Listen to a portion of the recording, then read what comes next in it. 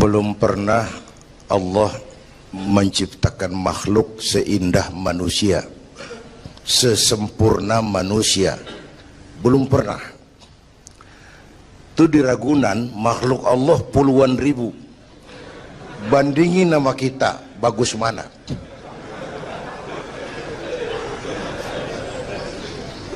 Ada makhluk Tuhan tuh yang disebut malaikat, diciptakan dari cahaya, immaterial, dan karena itu tidak perlu material.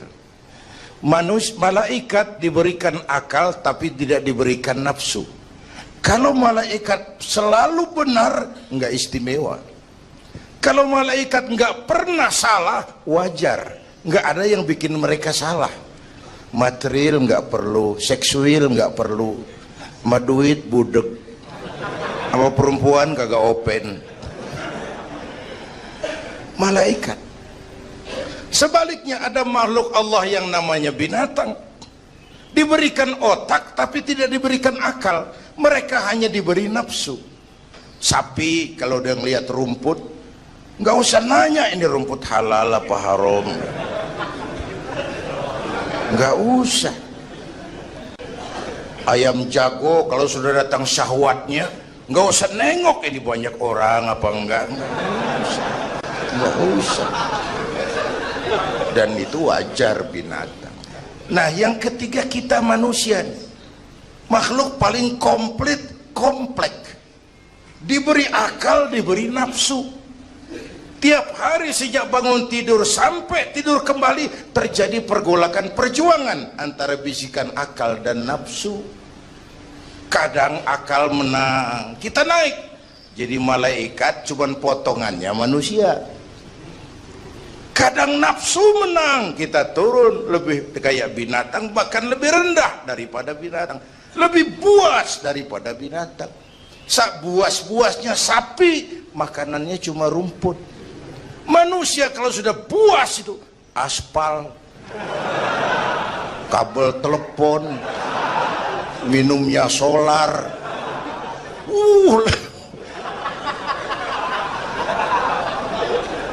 Lebih buas dari binatang sekalipun.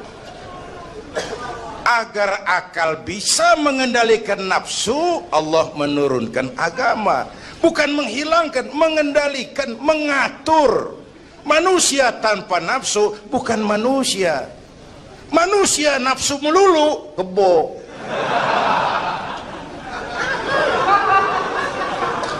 Islam nih, agama nih nggak ngilangin nafsu, ngatur supaya sesuatu pada tempatnya. Jangankan hidup berkehidupan, pakai kopiah saja mesti ada caranya tuh. Ya, ada cara ceramah ya gini, dagang miringin dikit, main gaple begini.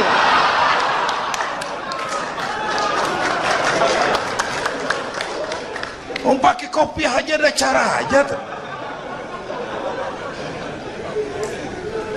Mengendalikan nafsu itu ditempatkan pada tempatnya, bukan menghilangkan nafsu.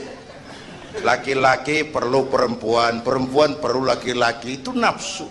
Islam ngatur lewat pintu yang disebut nikah. Maka dalam Islam jangankan orang biasa, kiainya boleh kawin. Bener, saya kalau kiai nggak boleh kawin saya pilih mundur. Berat rontok rambut.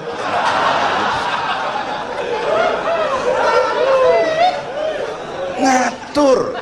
Saudara-saudara hadirin yang saya hormati, jadi ternyata di sini bukan perjalanan terakhir. Bahkan ini harus jadi titik awal ke depan, menata hari esok yang lebih pasti dan lebih baik. Pertama, jangan pernah terniat kita akan kembali ke sini lagi. Jangan pernah terniat bahwa kita optimis, itu harus. Bahwa kita semua punya salah, itu pasti. Nih, saya nih, Zainuddin nih, kalau mengharap masuk surga pakai amal yang saya kerjakan sendiri, roman-romannya tipis harapan. Bener.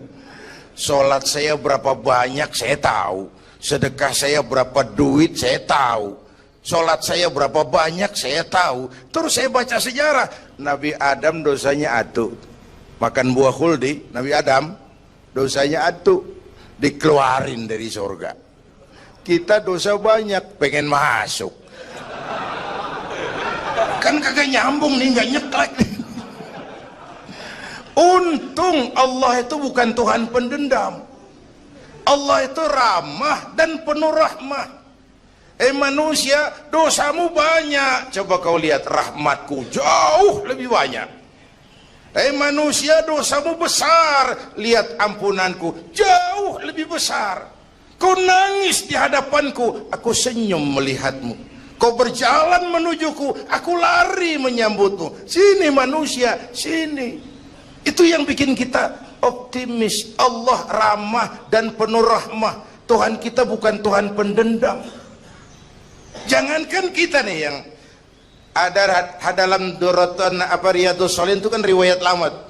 Ada mbahnya bajingan, tengik lagi. Ini pernah membunuh 99 manusia, 99 orang dibunuh. Bayangin, satu hari datang hidayah, ada keinginan taubat kembali, berangkat dia cari ustadz mau menyatakan taubat. Yang ditemuin ustadz belum tapi matang, masih mengkel. Assalamualaikum ustadz. Salam. Kenapa ustadz, saya mau nanya, apa saya mau taubat, bisa nggak sih? Emang dosa ente apa? Saya pernah bunuh 99 orang ustaz. Oh, ente kelewatan amat. 99 mau gedean itu, susah taubatnya, susah. Enak aja 99 dibunuh, kurang ajar ente. Oh, niat namanya bajingan digituin, naik darahnya. Sialan nih ustaz nih. Orang mau taubat kok ngomongnya nggak enak. Gue pikir daripada 99 dengan gue lempengin nih. Akhlakul karimah itu kriterianya itu langsung dari Allah.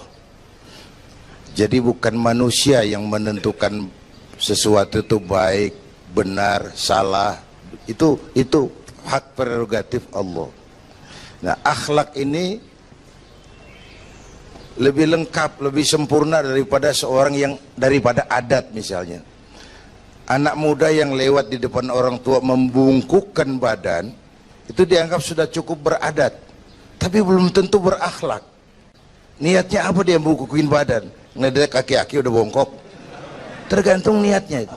Secara adat dia sudah beradat, tapi belum tentu berakhlak, bergantung motivasinya. Oleh sebab itu dalam Islam, akhlak itu 3. Pertama, akhlak kepada Tuhan. Ini yang terpenting dan ini pondasi. Akhlak kepada Tuhan itu intinya 2. Jangan menyekutukannya dengan sesuatu pun, jangan menyembah kecuali hanya kepadanya. Itu berakhlak apa tidak kita kepada Tuhan, kelihatan dari 2 ini. Jangan menyekutukannya dengan sesuatu, jangan menyembah kecuali hanya kepadanya. Itu sumber nilai akhlak. Jangan menyekutukan Tuhan dengan terang-terangan atau remeng-remeng. Kadang-kadang kita terang-terangan enggak, remeng-remeng kejebak. Gue entak pakai cincin ini nih, tuh, cincin dah. Gue entak pakai cincin ini nih. Jangan anak perawan, nenek-nenek lihat gue lemes. Nenek-nenek ya lemes. Nah, jangan menyembah kecuali hanya kepadanya. 1. Yang kedua, akhlak kepada sesama. Baik sesama muslim, non-muslim, dan seterusnya. Yang ketiga, akhlak kepada lingkungan. Ini sama pohon ini kan kita harus berakhlak. Sama air kita harus berakhlak. Satu saat kampung saya banjir, saya ngomong sama engkong saya, "Kong banjir kong." Kata engkong saya, "Biarin, bukan salah air." Habis, salah lo. Salah kita bagaimana? Lah, lo tempat air lo tempatin. Yang punya tempat datang dia kagak ngerti, ini tempat gua di sini nggak beda lo. Banjir. Artinya apa? Di Jakarta ini kita nggak ngasih tempat buat air, pantas dong dia ngayap kemana-mana. Al-Quran mengajarkan wa tilkal ayyamu nudawiluha bainan nas. Hari itu kami putar di antara manusia. Tidak ada yang tetap. Segalanya pasti berubah. Sehingga para filosof bilang yang tetap adalah perubahan. Yang tetap adalah perubahan. Ada saat datang, ada saat pergi.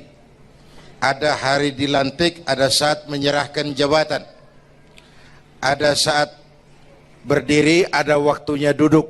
Semua datang dan pergi silih berganti. Dalam proses perubahan itu sering terjadi pergeseran nilai. Ya Bu? Apaan? Serius banget. Emang kudu serius. Dalam perubahan itu sering terjadi yang disebut pergeseran nilai. Sebab apa? Sebab Al-Quran sudah memberikan indikasi. Kalla innal insana la yatgha ar-ra'ahus taghna. Manusia sering lupa diri apabila melihat dia berada dalam posisi yang mapan. Baik kemapanan itu karena kemampuan intelektual, karena kekuatan materi, atau karena faktor kekuasaan.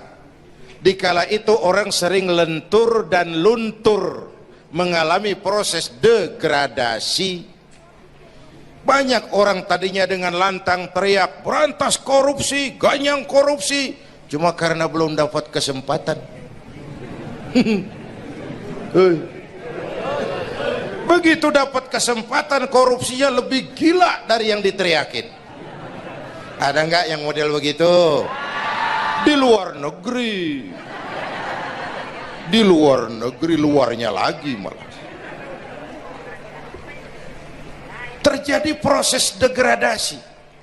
Makanya saya sih ngarepin ini menteri-menteri kabinet baru kayak yang kemarin dilantik, DPR baru, saya ngarepin waktu dilantik tuh baca doanya nawaitu sauma godin.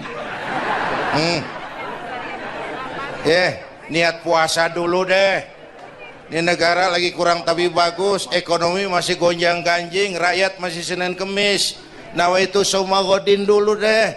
Nunda dulu, nunda tempe boleh abis maghrib. Nunda entaran. Tahu boleh abis maghrib. Menteri mau naik mobil mewah boleh, ntar kalau ekonomi udah mendingan, rakyat napasnya udah pada lega. Nawaitu saum, ini malah dilantik malah Allahumma lakasumtu. Doa buka puasa yang dibaca habis rakus semua jadi.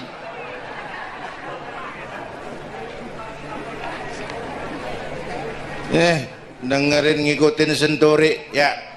Ban bingung kita. Siapa yang nanggung jawab ini? Yang jawab banyak banget, yang nanggung kagak ada. Bener nih. Yang jawab semua jawab pakai jurus bekelit. Yang nanggung kagak ada. Nih ujung-ujungnya saya khawatir kayak lagu Bengawan Solo. Akhirnya ke laut. Kalau udah ke laut udah kagak ada yang ngurusin, udah ribet urusan.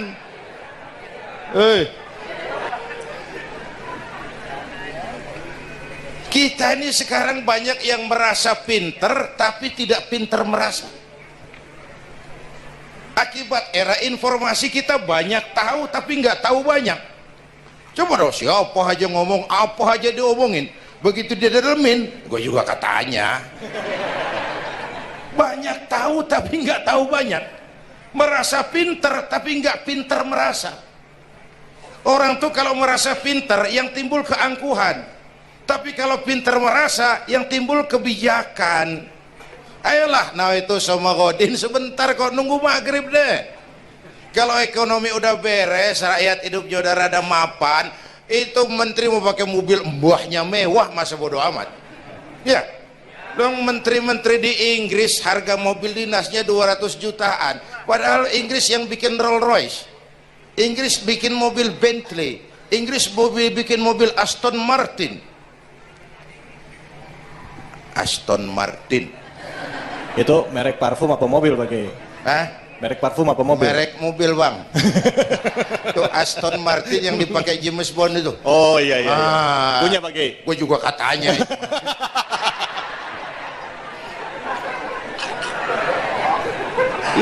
mobil menterinya harga 200 jutaan. Menteri-menteri Malaysia pakai mobil Proton Saga, produknya sendiri. Kita 1,3 miliar. Ada, mudah-mudahan mobil dinas baru ini bisa meningkatkan kinerja saya, kata seorang menteri. Dodol.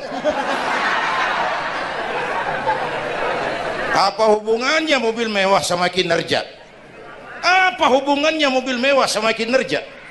Kalau memang mental bajai, biar naik Mercy juga selandang-selandang nggak karu-karuan. Mental. Dan ini saya mau bicara, kita perlu stabilitas temperatur batin atas terjadinya perubahan yang membawa pergeseran nilai. Kita harus kayak ikan di laut.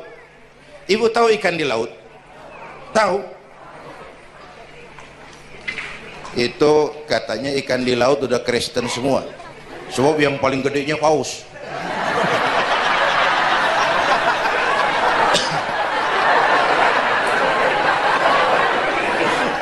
Menghadapi arus perubahan kita itu harus seperti ikan di laut, kata saya tadi. Ikan di laut biar 3 tahun berendam di air asin nggak ikut jadi asin tuh ya. Kenapa? Karena dia hidup.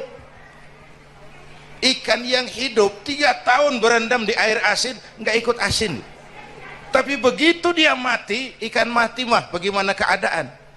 Digarmin asin, diasemin asin. Ikan mati. Orang yang jauh dari agama jiwanya mati. Kalau jiwanya mati gampang diasem garmin lingkungan. Dekat sama ustadz kalem kayak ustadz, dekat sama tukang mabok teler aja lagi. Gue sih bagaimana yang nyampor aja gue mah. Gampang diasem garemin lingkungan. Tapi orang yang jiwanya hidup, silakan buka tempat pelacuran di samping rumah saya, pantang saya ikut. Silakan buka tempat judi di depan rumah saya, nggak bakalan saya ikut. Silakan buka minuman keras di belakang rumah saya, nggak bakalan saya ikut. Jiwanya hidup. Dan jiwa akan hidup kalau agama hidup di hati kita. Kita tidak bisa menghindari perubahan. Kita tidak bisa menghindari arus persaingan. Sekarang ini jangankan dagang, jadi kiai juga kalau nggak sanggup bersaing. Ini bahasa kasar tapi jujur. Curhat. Karena sekarang orang hidup di zaman banyak pilihan. Pergeseran nilai pastilah terjadi. Dulu tahun 60-an Betawi nih, sebelum listrik masuk desa, asal sore habis maghrib kita jalan masuk kampung, berasa banyak Islam tuh. Berumah sono anak muda lagi pada baca Yasin, belah sono yang sono lagi latihan barzanji, belah sono ibu-ibu mengempet ngapalin sifat 20. Dulu tuh masih rumah gelap, belum ada listrik ya. Anak muda lagi belajar huruf Al-Quran, alif dasa alif bawah alif dapan u a e u mim dasa mata dalapan talam dapan lu mata lu. Berasa. Nah, begitu masuk listrik, rumah pada terang, terjadi pergeseran nilai. Apa yang kita lihat? Televisi main gede-gedean. Ya, ya, ngaku lu ngaku. Suara Al-Quran sepi. Jangankan yang baca barzanji, yang apal sifat 20, yang baca Quran pun sepi. Ini pergeseran nilai. Dulu sosial kontrol tajam Pak, orang peduli sama lingkungan. Dulu, sekarang lu gue. Ya, ya. Dulu kalau ada anak gadis hamil di luar nikah, aib, malu selebar kampung. Sekarang makanan hari-hari. Benar-benar nih. Ibu-ibu lebih menghargai selingkuh daripada poligami. Ayo ngaku. Yang bapaknya senyumnya lebar banget nih Pak. Yang bapak. Terjadi pergeseran nilai. Nah, kita ingin pergeseran nilai itu yang positif, bukan yang negatif. Nah, supaya bisa kita harus punya filter. Ini kan abad entertain Pak, orang pandai membangun pencitraan sekarang ini. Karena rakyat kita, umat kita ini kan sekarang kayak daun kering Pak, gampang dikumpulin, susah diikat, berisik, gampang dibakar, cepat heran, gampang kagum. Masyarakat mall nih, ibu-ibu nih, coba asal ada mall baru rame-rame aja berangkat, belah sono buka rame-rame dia ke sono, kagak belanja, numpang heran doang, ke sono heran, kemari kagum. Ini dimanfaatkan oleh ahli entertain, pandai membungkus, membangun opini, membangun pencitraan. Maka kita harus punya filter menghadapi arus perubahan, harus punya stabilitas temperatur batin. Apa konsepsi dasarnya? Agama, Bu. Kekuasaan kalau jatuh ke tangan orang beriman, aman. Ilmu kalau jatuh ke tangan orang beriman, manfaat. Harta kalau jatuh ke tangan orang beriman, manfaat, rahmatan lil. Tapi kekuasaan jatuh di tangan orang yang jauh dari iman, Fir'aun kan dulunya cuman raja Bang, cuman kelamaan jadi raja nggak ada yang nandingin, akhirnya lupa daratan, ngaku jadi Tuhan. Ana rabbukumul a'la, aku Tuhanmu yang paling tinggi katanya. Dihadapi oleh Musa, dulu mah adu sihir, sekarang pan adu konsep. Itu cuman beda versi aja. Dulu adu sihir, sekarang adu visi dan misi. Polanya sama, begitu orang tuh dikenal dari visi dan misinya. Akhirnya Fir'aun mengangkat diri jadi Tuhan, ditenggelamkan di Laut Merah. Begitu udah cengap-cengap napas sampai tenggorokan, baru amantu bi Rabbi Musa wa Harun. Aduh, kalau begini saya juga percaya sama Tuhannya Musa. Udah mau mati, walaikal maut, gemes banget, dikedukin lumpur, dijubulin, mampus loh. Kemarin kemana udah gini hari baru beriman. Kekayaan kalau jatuh di tangan orang yang jauh dari iman, yang muncul korun, lupa diri, lupa daratan, masuk dalam kategori kalla innal insana la yatgha ar-ra'ahus tagna. Maka dalam pada itu kita bersyukur Majelis Ulama memberikan fatwa yang berkenaan dengan perubahan-perubahan yang terjadi di tengah-tengah kita, supaya kita ini punya pagar, supaya kita punya benteng ada yang kita pegang. Dan yang memberikan fatwa juga Majelis Ulama, bukan seorang tuh, majelis, lalu terdiri dari berbagai macam proses pertimbangan. Enggak sembari ngelamun di bawah pohon jambu tuh nyusun fatwa tuh. Saya perlu sampaikan ini sebab orang kan harus hati-hati. Memang ada hadis, barang siapa yang berijtihad lalu ijtihadnya benar dapat 2 pahala, kalau ijtihadnya salah dia dapat 1 pahala.